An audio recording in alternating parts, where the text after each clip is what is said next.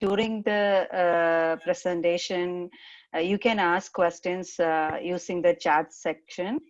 And let us listen to Miss Sheena. Welcome, Miss Sheena, once Well, again. thank you. Thank you. You can call me Sheena. You don't have to call me Miss Sheena. Okay. Thank you. Okay. I just want to screen share. Just before that, I want to congratulate the executive of your association for all your initiative. It's incredible. I have seen many of your flyers, and it's incredible work that you are doing to support your members. So congratulations. And I would like to thank Alan for reaching out to me. And I was truly humbled when he called me, and I immediately agreed to share my knowledge on distance learning with all of you. So thank you so much. Again, thank you so much to each and every one of you for the amazing work that you are doing. I know that I realize that many of you, if not most of you, or all of you, are actually working with clients and providing support for other people. So that's really appreciative. I have heard the stories of how some of the students with special needs, they're enjoying their interaction with many of you, which means the world to them. So thank you so much to all of you. I wanted to let you know that I thought that it is really important. Alan told me that there will be people from different parts of Ontario and everything, but I wanted to, or no, people who would be joining from different parts of Ontario, but from different parts of India. Who they were from, not just from Kerala, right? But I just wanted to let you know that I grew up in Kutanada, and and I did all my education in Kerala, and I have taught in Nigeria, and of course in Canada. First I was with Toronto Catholic, now with Durham Catholic. It's been I've been an administrator for 7 years. That means in the capacity of a VP, vice principal, and a principal. I came to this position by the grace of God, my hard work, and the relentless support of my family. My husband, Jose Paul, many of you know him, and my 2 children, Ajoy and Aaron. So without much delay, I just want to start. I'm really cognizant of the time.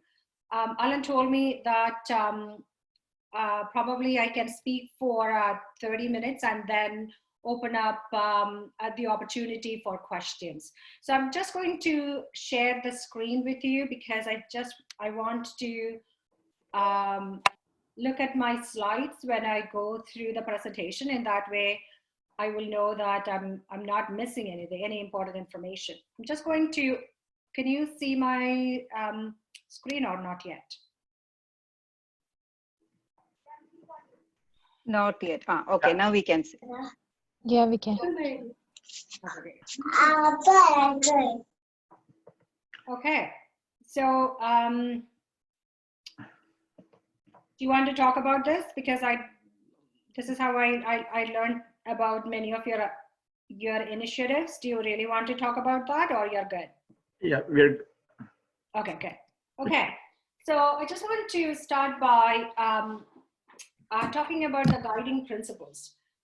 There are actually 2 phases. We are into the second phase of our distance learning. The first phase was right after March break. You remember when we were about to start our March break on March 12th, Minister Lecce is our education minister. Minister Lecce told us that the schools won't be opening when it should have opened after March break on March 23rd. So he said that the schools will be opening only on April 6th. So that was the first phase. And during the first phase, parents were asked to go to Learn at Home portal. I will share that with you later. Learn at Home portal, and ask the students or ask the children to do the work that are posted there, right? So that was phase 1. But phase 2, that started on April 6th, we are into next week, will be the 4th week of phase 2. And so phase 2, as you know that it is teacher-led. So teachers and the principle is that our students, our children are missing that sense of belonging and the normalcy and the stability that they experience at school. So when they come to school, they're a part of that school community. There are school assemblies, their basketball teams, their robotics clubs, so they feel they have that sense of belonging that's missing during this phase. So one of the main objectives of this phase 2 is to give them some kind of some sense of belonging. They're still connecting with their teachers, their principal, their peers. So that's one of the main purposes of this phase 2, and some normalcy. It's very difficult for the adults to go through these situations, right? So we can understand how our children will be feeling, and then some stability. And it is not business as usual, because when you go to school, there are so many things happening, and there is no way that we will be able to do all those things that we can do at school that we will be doing in a virtual environment. So it is not business as usual. So when I go through the slides, you will understand what is the meaning of business. It is not business as usual, okay? And we want to let everybody know that we are committed to our students and our families. Families actually are juggling a lot. So when we are talking about distance education, the mental health and well-being of our families is in the forefront, because you know that like it is unprecedented times. And this is an uncharted territory. Nobody has ever done distance learning. Of course, we do some kind of distance learning in e-learning, e-courses and everything. It is so unusual to do that distance learning, even with kindergarten. So it is still an uncharted territory. And when my staff members and when I say my parents, not my parents, my community parents, my students' parents, when the students' parents and when my teachers are asking me, okay, what to do? And I said, like, there isn't any right or wrong. This is how I feel that we should do, what we should do. So it is like we are actually navigating through this, right?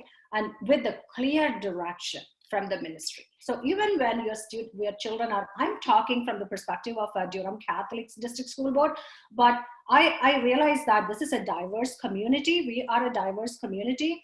And when we go to, whether your children are going to public schools, Catholic schools, or private schools, it is consistent all across Ontario, because you know that when I say you, social workers, right? So you are regulated by a college of, I hope that there's a college of social workers, right? In the same way, we are regulated by Ontario College of Teachers, and then we get all our directions, whether public or private or Catholic, we get all our directions from the Ministry of Education. So all the directors, again, I'm telling you, public, private, and Catholic, all the directors, they have meetings like at least twice or 3 times a week during this time, meetings either with Minister Lecce, he's the education minister, or the deputy minister, and they get all the information from there. So it is consistent all across Ontario. Even though I'm speaking from my Catholic school board perspective, you will see that it is like this, it is similar, okay? So, but there will be a bit of change. You can understand in different school boards, there are different. I can give you an example. In the Catholic school board, we have something called Catholic graduate expectations, but in the public school board, it's the same thing, the character education. So it is like similar things are happening, right? So when I'm talking about from my perspective, it is consistent all across Ontario. So there is no way that the teachers are going to be, I just want to show you the curriculum in a minute. So that's our, don't worry about taking down all this curriculum web links and everything. I will make a small sheet with all this information. This curriculum page is accessible. You can access it as a parent, as a teacher, everybody. And this is a curriculum that we are supposed to be doing. I'm not sure whether you are familiar with that. So if you have children in elementary or secondary, you can see that elementary curriculum and secondary curriculum. Okay, so you click at the elementary curriculum. I'm just going to look at the math curriculum. I'm not going to go through everything. Okay, so just for 1 minute, I want you to have a perspective on what we are really doing at school, and then then I will tell you what we are doing. So this is our curriculum. This is called our front matter of the curriculum. It talks about our pedagogy. What are the research proven techniques that we can use to teach our students, and how we should be teaching them, and what are the mathematical processes like problem solving and all those mathematical processes that we should be using to we should be developing in our students, right? So that's called the front matter. You can skim through the front matter. Then you will see, do you think that I'm a little bit fast? People say that I talk fast. Do you want me to slow down? I think we are okay. We are okay. Okay. We are good. Sometimes people say, oh, slow down. Like, okay. So when you come to find your child's grade, okay? Let's say that a child is in grade 1. And you can see that there are 5 strands in math that we are doing. And you can connect it with your report card, right? So you will see that there are 5 marks. So these are the strands: number sense, enumeration, measurement, geometry and spatial sense, patterning and algebra, data management and probability. Okay? And look at this, just for one strand, look at the expectations. Look at the expectations. That's just for one strand. Then the second strand, expectations. Third strand, expectations. Fourth strand, expectations. There is no way that we are going to be covering all the expectations during this phase 2 learning. So do not put that stress on you, okay? So when the teachers, we have asked the teachers, when I say we principals have asked the teachers to select the expectations that are key to our student learning, because when every student, their grade, their promotion or their graduation will not be jeopardized because of COVID-19 and distance learning. Minister has made it clear. Okay, so when we are doing this distance learning, what we are asking the teachers to do is that select the key expectations that you think that would be helpful for our students. We are mitigating that learning loss, right? Because there's no way that we are going to be covering all these expectations. It is unrealistic.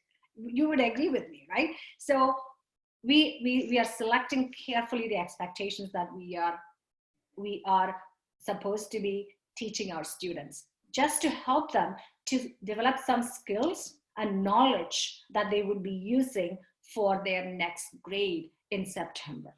Okay. Any questions about what we did so far? You're okay? Okay. So how are we with the time? Okay, we're good, I think. So I already explained it to you. No one would be disadvantaged because of COVID-19, okay? But we are selecting a few expectations to help students. Reduced expectations. What is the expectation of the ministry, okay? So from kindergarten to grade 6, let's say that for Catholic school boards, it's 6 hours, but if your children are in public school board, you will see that 5 hours per week for kindergarten to grade 6, 10 hours per week for grade 7 and 8, and then 3 hours per course per week for grade 9 to 12. We added 1 hour of religious education to kindergarten to grade 8 students, okay, because we are Catholic schools. When I say we, all the Catholic schools in Ontario. So if your children are going to public schools, they will have an approximate 5 hours per week. Okay, and then this is the explanation. You can see that primary to grade 8, that religious education is there for Catholic schools, but look at the bottom, just below religious education. Primary kindergarten to grade 3 students, they will be getting 5 hours of work in literacy and mathematics. Just math and literacy, that's it. No science or social studies. Junior grade 4 to 6, literacy. When we talk about literacy, it's in English and in French. Then math, science, and social studies. That's 5 hours again. That 1 hour additional hour is for religion. And for and for grade 7 and 8, you can see that instead of, they don't do social studies, they do history and geography. And then at the bottom row, you will see formative assessment, formative assessment, formative assessment, and then you will see formative assessment and summative assessment. Those are educational jargons, because when you talk about your social worker jargons, I might not be able to understand. So I'm just going to be explaining it quickly to parents what is meant by formative and summative, because it would help you to understand the report card better. And then the pattern of distance learning better. Some parents would be wondering, why are they not getting any grades? It's just the comments. Why? Because I will explain it to you in a minute. And at our schools, we give equal importance to everyone. It's all about equity. Our students with special needs, if they have individual education plans, that individual education plans are honored during this distance learning time. So if any of your children has IEP, individual education plan, or any learning needs, so we should be accommodating and modifying the same way that we did at school. But it would not be the same expectations, but it will be, the teachers are supposed to be making adjustments to their curriculum. Okay? And then connection, stay connected. And I always tell my staff members, we are a community that accompanies. We have to walk with our community. When I talk about community, the community of that school community, right? We accompany our community, and we are here to support our families. You need to understand that that's our mandate.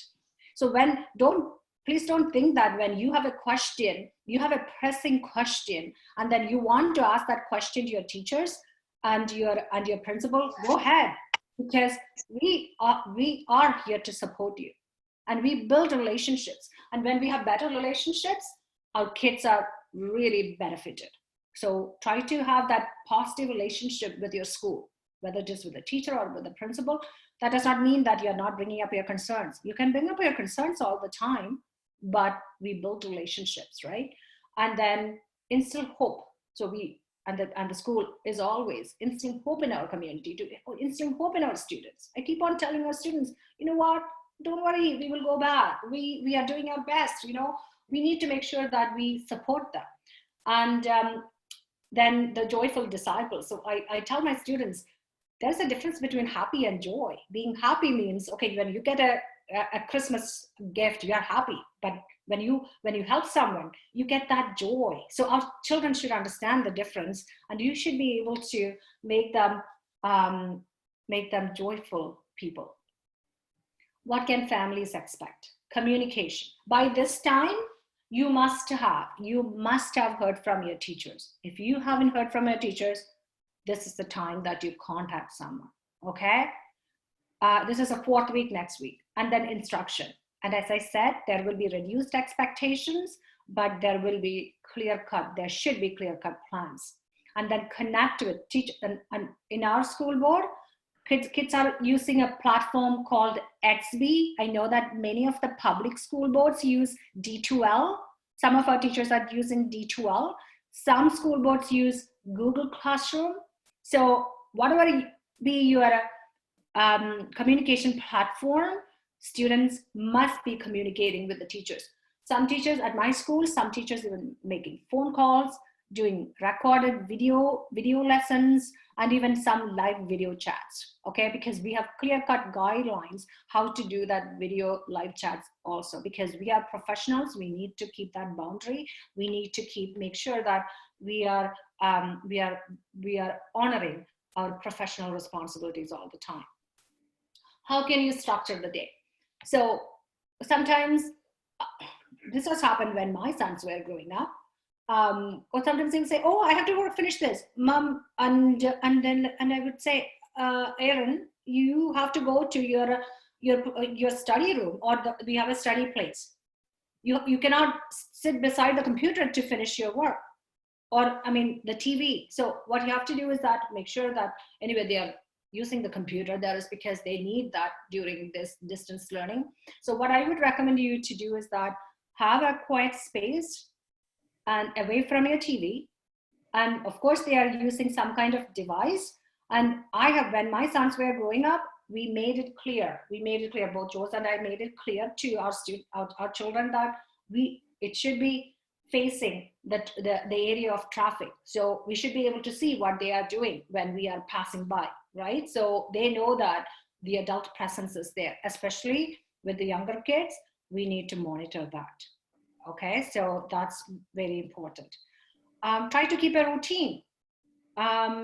Probably, I know that my children always wanted to sleep in during weekends, but now our students have the opportunity to sleep in, right? So if they want to sleep in, it's up to you. Let's say that they want to sleep in until 9 o'clock, okay, not a big deal, right? So I know that some families, they want to wake up early and do the routine. It's up to you. It's up to the families, right? So you set your own Can you read we need to mute the microphone, okay. It's so much disturbance, right? So we think that, oh yeah, it's not a big deal, but it's just when we don't mute the microphone, it's just like, oh my gosh, noise like raised to the power of 10. Okay, thank you. Thanks. Somebody has muted it. Thank you so much. Hello. Okay, I think I lost my train of thought. Okay, anyways. So if they want to sleep in, let them sleep in. It's not a big deal, right? But have a schedule. Okay, you want to sleep in until 9 o'clock. You're waking up at 9 o'clock, getting ready by 10 o'clock, and 10 to 11 or 10 to 12, depending on the grade level that they are in. 10 to 12, you are going to do. And when I talk about this, right, families are different. So I have parents calling me. When parents, I said, like my students' parents, let's say that I have 2 students in the same classroom, same teacher. And I might get a phone call from one of the students' parent telling me that, oh, Mrs. Paul, the work is too much for my child. And then another parent in the same class, the parent of the student in the same class, might be calling me and telling me that, Mrs. Paul, my child finishes everything in 2 hours, right? The same class, same teacher, same workload. Families are different. So we always say that it is up to the mental health and well-being of the family. And when I get a phone call talking about how families are struggling, and one of my parents said, Miss Paul, I'm a grocery store clerk. How I cannot sit with my child. It is the reality. Do we want to add more stress to that family? No. So what we are saying, so when I say that there is no clear-cut formula here, it depends on your family. It depends on what you can do with your children, right? So these are the guidelines. So if you can, perfect. If you can sit with your children, that's fine. So 2 hours or chunk it. And make sure that they get some physical activity too. I'll talk about it in Alan, how are we with the time? We are good on time. We're good on time. Thank you. Can I talk for 10 more minutes? Yeah. Yes, please go ahead. We have time. You can speak for 10 more minutes. Do we have questions in the chat room, or we are okay? We are okay now. We are getting we are getting compliments about your presentation. So far is good. And okay. Please go ahead. Yeah. Okay. So so as I said, if you have questions, you can do that later. Okay. Yes. And then I remember to pray with your child. And I know that if you are if you have different religion, we pray we have different ways to pray. If you don't believe in any religion, I'll talk about it, the things that you can do to connect so that your children will have that mental health and well-being too. I just want to bring your attention to the last sentence here. Help them practice proper digital citizenship. So some of our students, they get in trouble, even when at school, right? I'm not divulging much information, but at the same time, I just wanted to tell you, certain times the grade 7 and 8 students, they get in trouble. They were brought to the principal's office because they were having inappropriate, they make inappropriate comments on their Facebook, or they chat with in their text, they have disrespectful comments, and then they get in big trouble. And there are incidents where when I had to contact Sorry about that. it's okay. Even then I had to contact the police, right? So we need to make sure that our children know how to communicate digitally. Now everybody is on digital world, right? So every school board has put together a code of conduct for distance learning. So if you could go to your school board's website, or if you could even ask your teacher, or if I can put it on my note, and then I can give it to you. We are holding our students accountable for their actions, and then we need to teach them, right? If they don't know, they don't know. So our job as educators, whether we are parents are primary educators, right? Whether we are parents or teachers, we need to make sure that we give them clear guidelines so that they don't get in trouble. Okay, so these are some of the, I can ask one of you to read it, or you can just, I'm going to leave that slide up for 1 minute so that you can actually read it.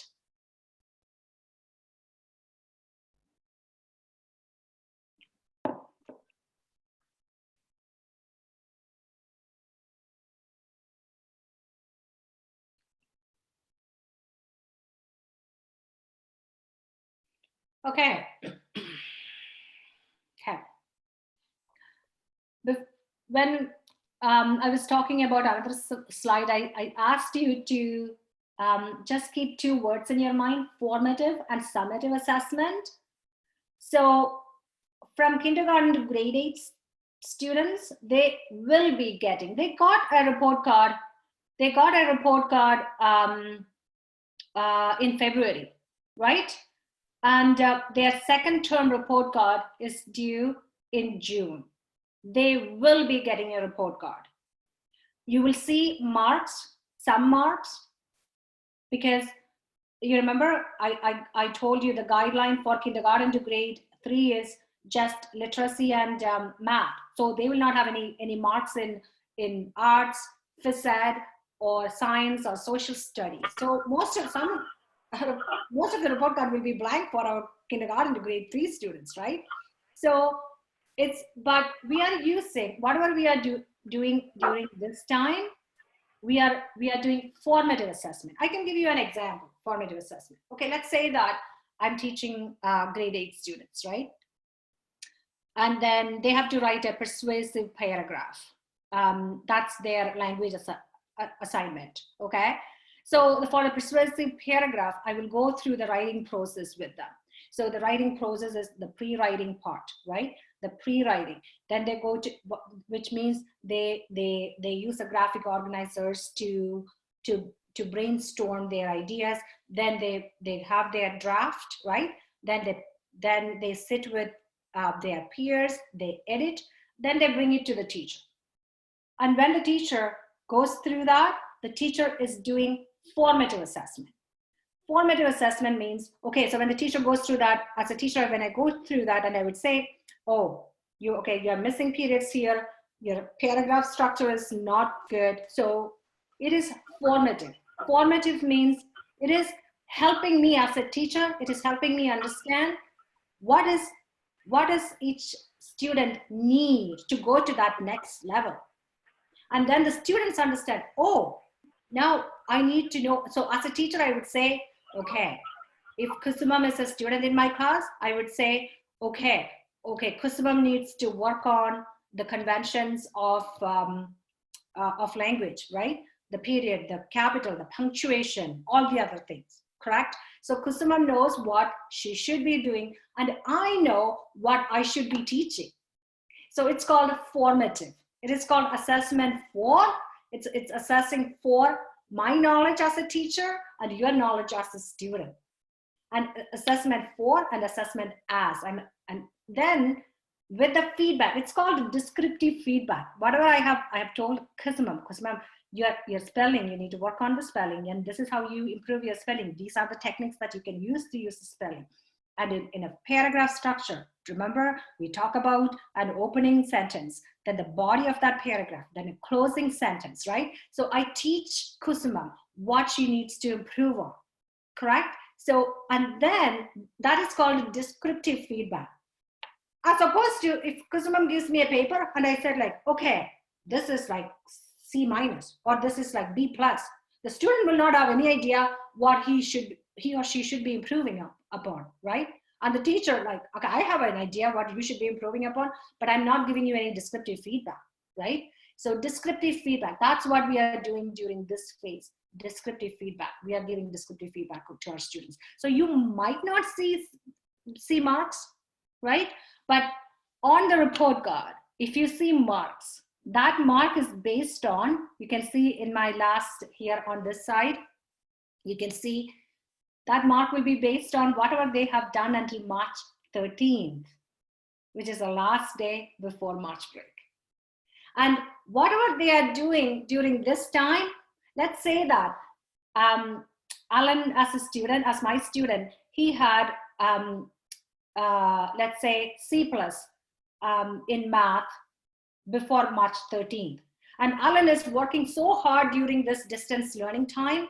And then I would say that, oh my gosh, Alan now knows how to do 2 digits multiplication, or how to do integer operation. So I would say Alan has worked so hard. I'm going to make Alan's C plus to a B minus. So whatever you are doing this time, or the students are doing this time, it is helping their mark on the report card.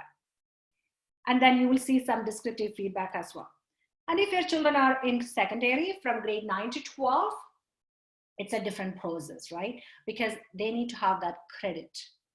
So in order to have the credit, they will get descriptive feedback, but at the same time, they will be getting assignments and culminating activity, which will be factored towards that final grade. Does it make sense? Yeah? Yes? No? Yeah. So the special considerations. I think I went through all the other things, but I would like you to look at the very last bullet, which talks about how the ministry has waived the Ontario School, the OSSLT, the Ontario Secondary School Literacy Test. They have waived it. If your children are graduating, they don't, and then if they haven't done it, they are going to be, they are not requiring to do that again. And then the 40 hours of community service, all students by grade 12, by the end of grade 12, they need to finish that 40 hours. Let's say that by the end of grade 12, let's say that Kusumam is graduating this year and she has only 39 hours.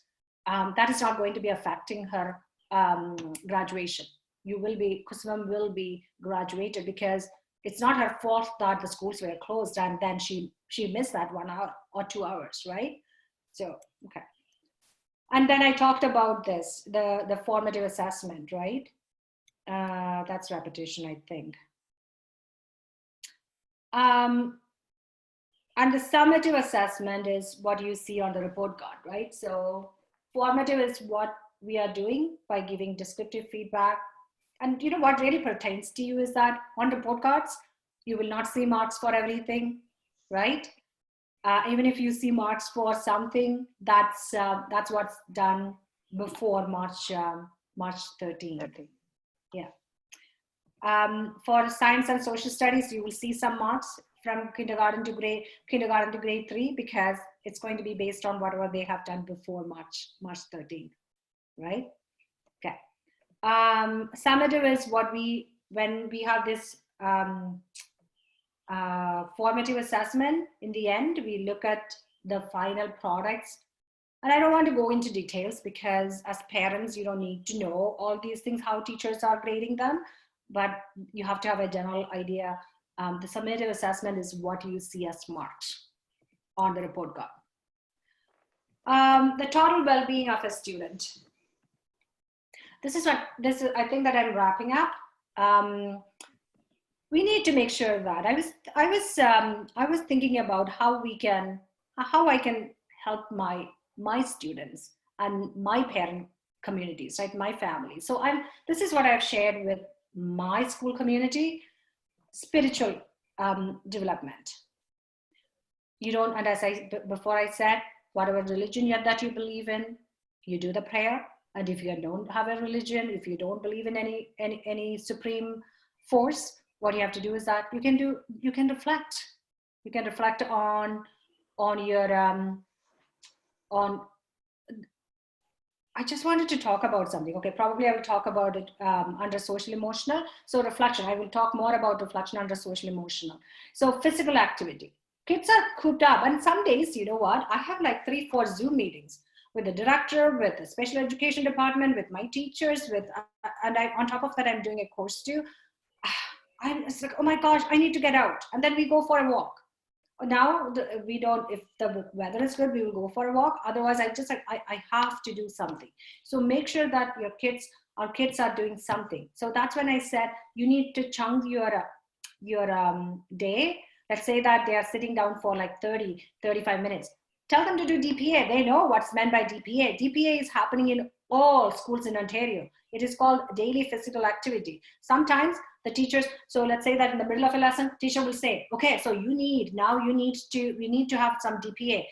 It is mandated when we are at school, it is mandated that every day we have to have 20 minutes of DPA. In addition to the phys ed classes that we have, 20 minutes of DPA.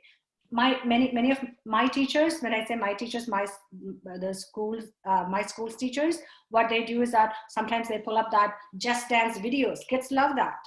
Or for our older students, they can do lots of activities, and there are lots of websites that provide those types of indoor activities too. Okay. I want to talk about the social emotional. Gratitude journal or reflection. And one of my friends recently, she started on WhatsApp 21 days of abundance. She said, okay, so today let's talk about, because you are going to be writing down a point in time that you had to work hard and then you felt God's presence, or you felt that someone really helped you.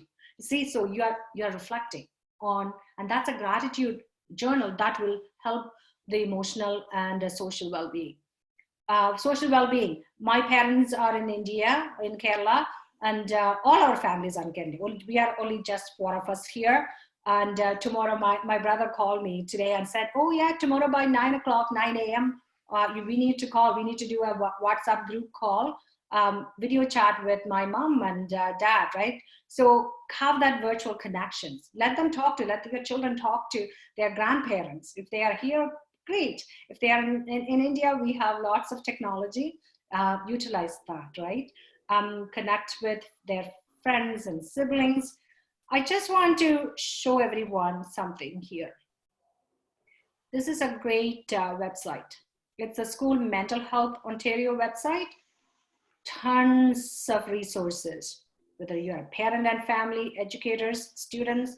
It is really helping our students in their mental health and well-being. Okay, then I want to show you, what happened to my PowerPoint? I want to show you this website too. This is actually our school board's website, but I just want to show you something.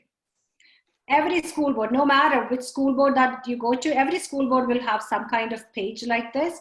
Look at this. I thought that this is neat. Oh, they are putting even School Mental Health Ontario website here. Be Well, tools for teens. You see the kids help phone line. Justin Trudeau, in the beginning of that social distancing and distance learning, he actually, I think $7 million he gave to support kids help phone, because the number of calls that they are getting, it's increasing. So that's one thing that our children can use when they are stressed out, right? Look at the tools that they have put out together. Ways to manage stress and take care. And look at the apps for youth. So I'm going to be sharing this website with you, because even though it is my school board's website, it is publicly, the public can access that. So I will share that with you. And at the same time, your school board, let's say when I say your school board, the school board of the children that the school board that the children go to, what they can do is that you can actually look at your website as well. Okay, so I will share that with you.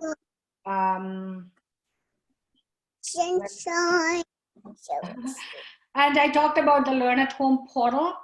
That's what the ministry has actually put forward in the first few weeks. The first 2 weeks, it has a wealth of resources as well. Okay, Learn at Home portal. It is great resources for elementary students, for secondary students. It's great. Okay, so please have a look at that. And that's it. And have fun and don't be afraid to play. I know that I can see and hear some little kids. Play with them and have fun and let them know that like learning is fun. It's not boring.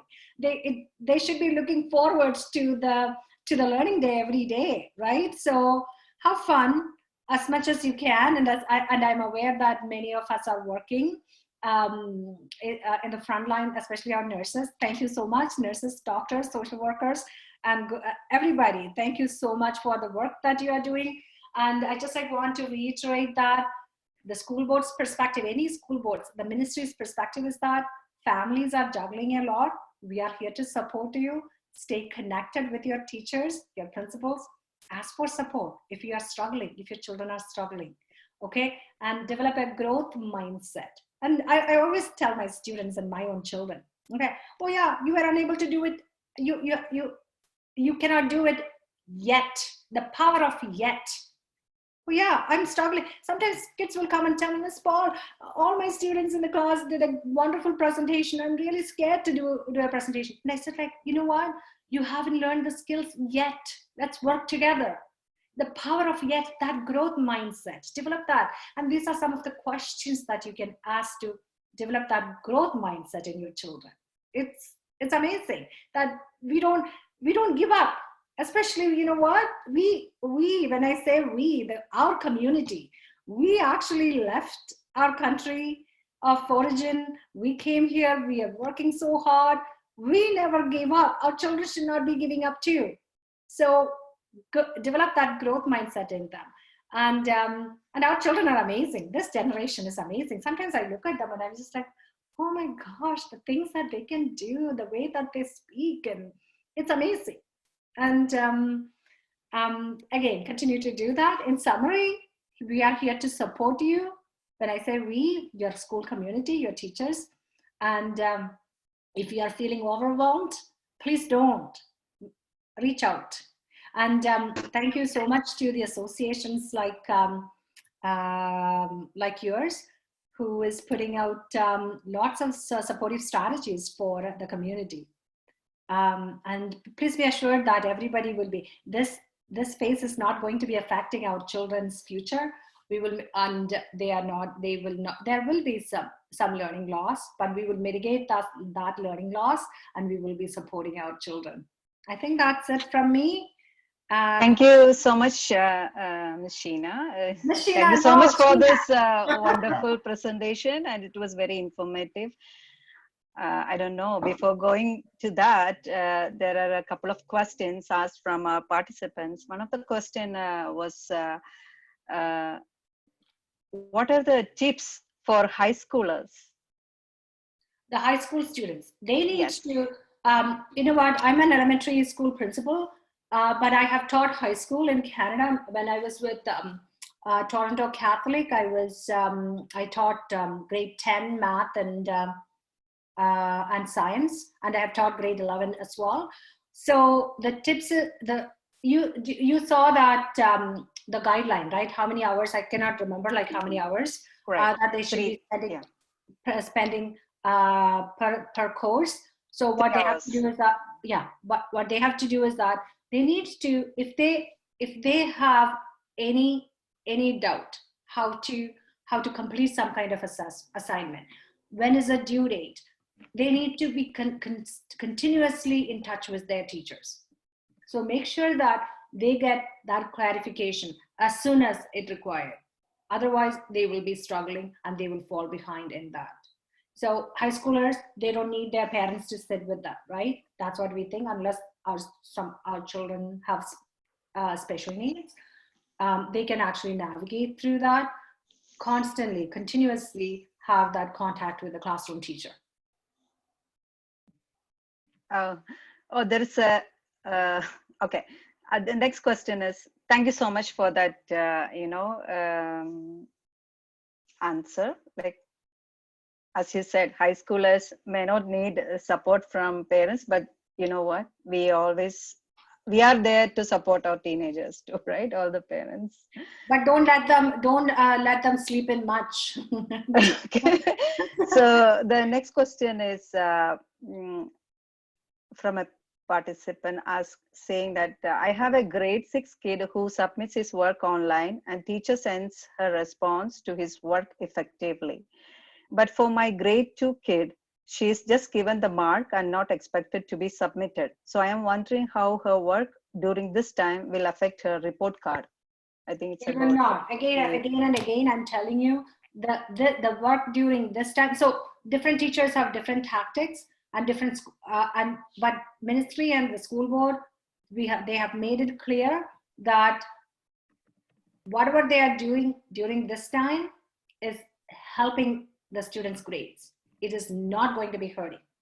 Okay, let's say that Kusumam you have not done anything during this phase because you are unable to, because there wasn't much support, but their grade will stay the same that they got before March 13. It will not go down. Thank you. I hope that I answered that question. Yeah, actually, is it connected with the formative and summative assessment? Like, for the grade 2, I think you are not grading anybody, right? It doesn't matter. So some teachers, they grade it. Some teachers give descriptive feedback. There is no right or wrong way. But even when, sometimes, especially with the older kids, they are like, what's the mark? That's one thing, that's the first thing that they look for, right? Where's the mark?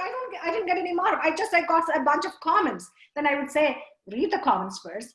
Improve your skills, and then I will give you the grade, right? So there's a balance. Hey, Sheena. Sorry. Hi. So, hi, this is Shruti. So I was the one who asked you the question. Yes. So the concern is that she's not expected to submit anything. So the teacher is not really seeing her work. She's just given the work to do for each week, and that's it. So how do you communicate with the teacher? Do you communicate with the teacher, Shruti? No, I don't have to. Does the teacher communicate with the child? Yes, the teacher. I mean, well, the only thing for now is she just gives the work. That's it. Nothing else. You said that the teacher is actually communicating with your child, right? So what's the conversation like when they communicate? Oh, no. So as in, she just gives the work to do. Oh, I see. Okay. So I don't know with school board and what school, but I can just explain my school and my school board. What we expect them to do is that they communicate with the students, saying that this is what you have done, and in one form or other. So we are asking teachers to email them. All our students have school board emails. So we are asking when they are in younger grades, the teachers email the student plus the parent. For grade 2 also? Yes. Or okay. Grade 2, my grade 2 teacher is making those phone calls. Okay. Yeah. Thanks, Sheena. So maybe something that you can reach out to the teacher and ask that question, right? Right. Yeah. Okay. Thanks. I'm just wondering whether they are emailing all these instructions to students, so that some of the students, I think they send their work through emails, right? Every school board has a communicating platform. It's called, my school board has EDSB, and I think that DDSB, Durham District School Board, has D2L. So it's like Google Classroom. I'm not sure which one, what you are familiar with. As adults, we use Google Classroom, and I use Google Classrooms when I do my courses. So you can see your assignments there, and you can see how and you can submit your assignments online, and then you can see your grades as well. So I'm not sure which school board is that and what's their pattern. But if you haven't heard from the teacher, this is the time to call the email the teacher. You might not have this is Durham District School Board, Romeo Delay Public School. Yeah, maybe I should talk to the teacher. That's right. So, but you might not have the cell phone, but there should be a mode of communication, right? Yeah, that's right.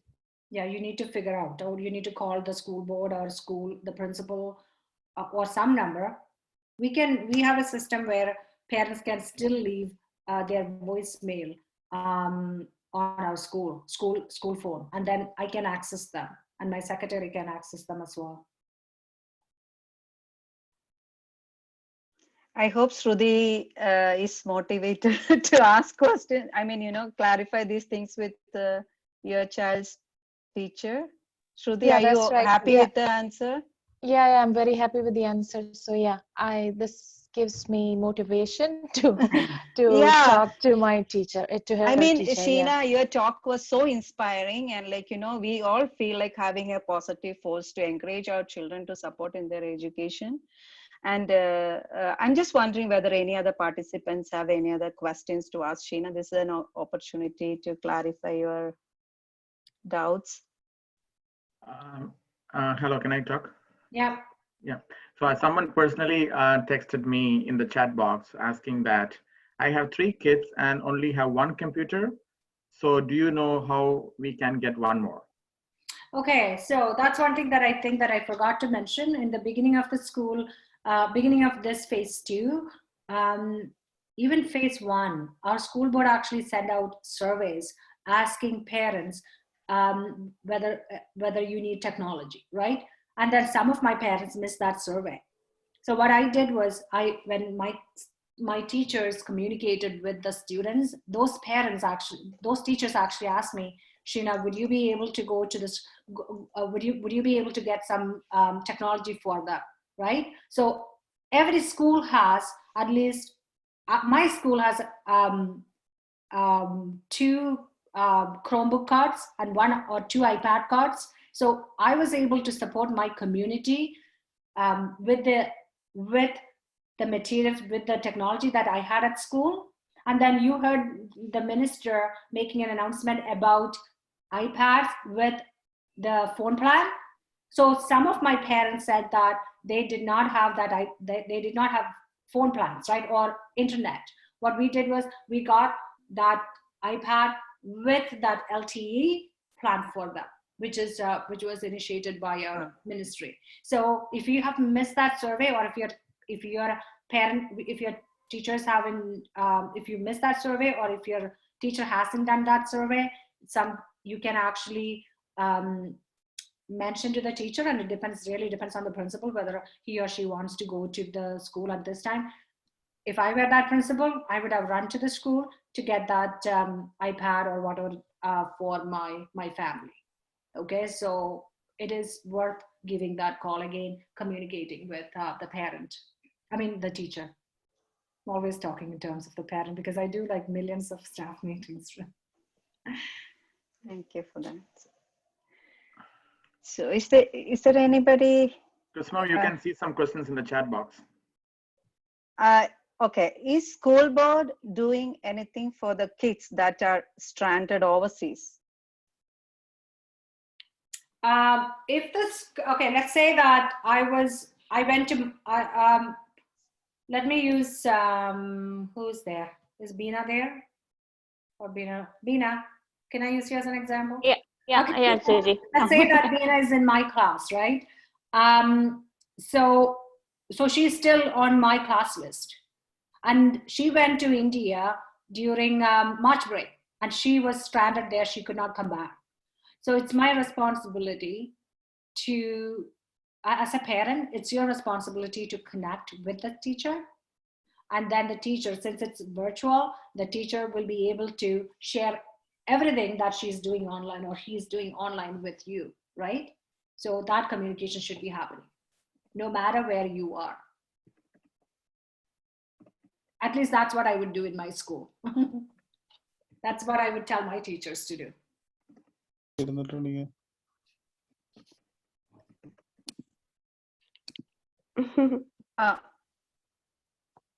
Okay, so as a school principal, have you heard about, like, when the schools might be reopening, like the...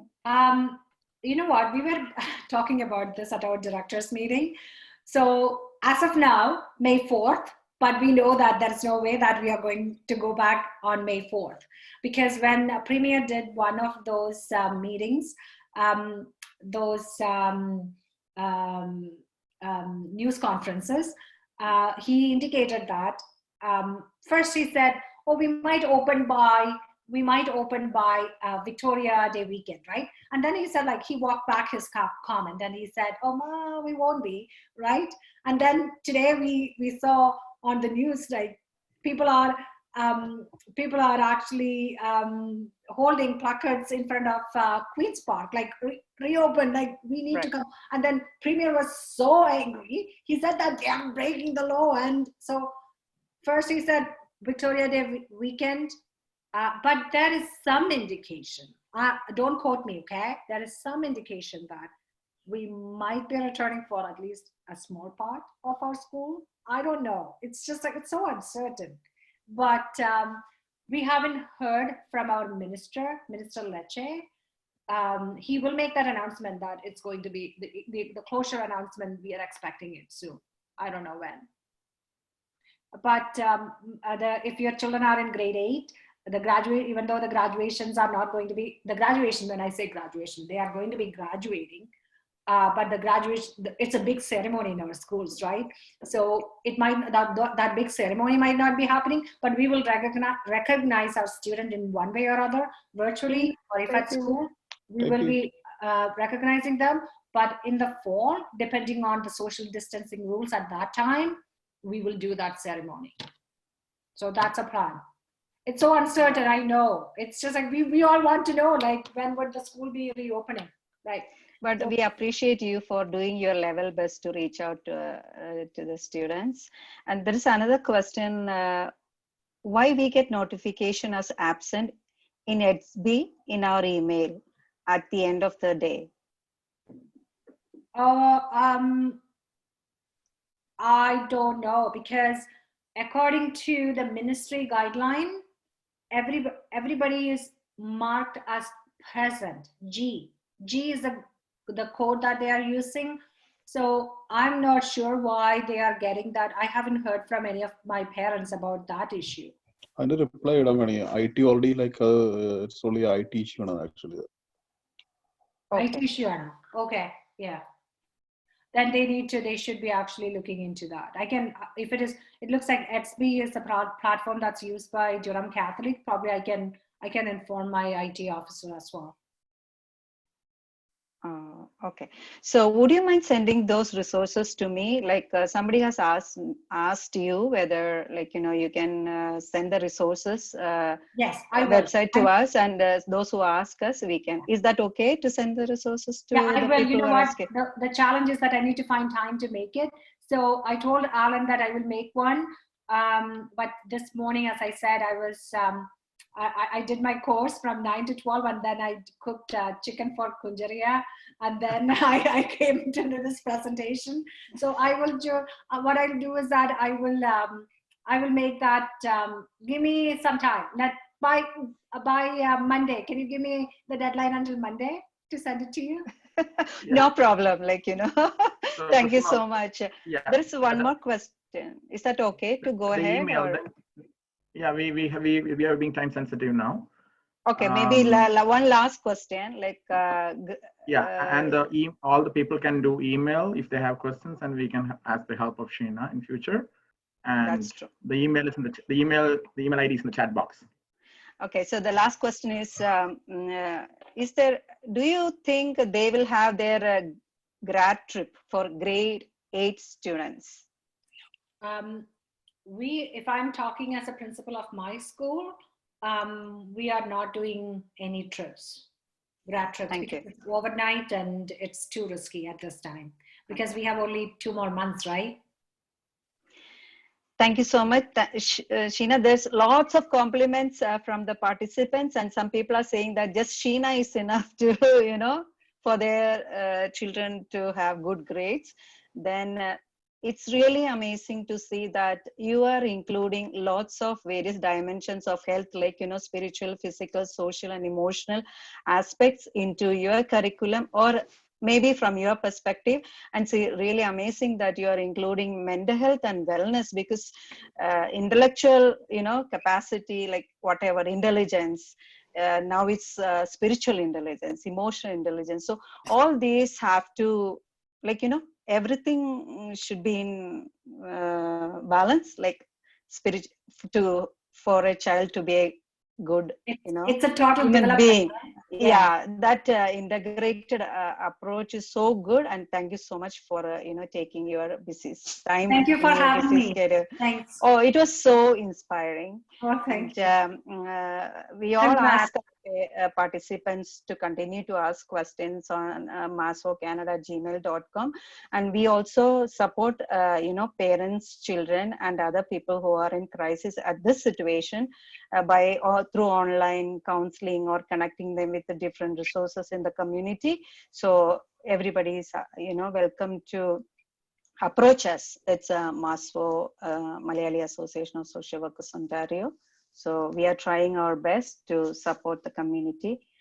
And once again, like, it's beyond words to thank you for this, for this presentation. It was amazing. Thanks for having me. Oh my God. Thanks, everyone. Thank you, everybody, Thank for joining. Bye. Take care. Bye-bye. Bye. Bye. Have a nice day, everyone. Bye. Bye, everyone. Bye.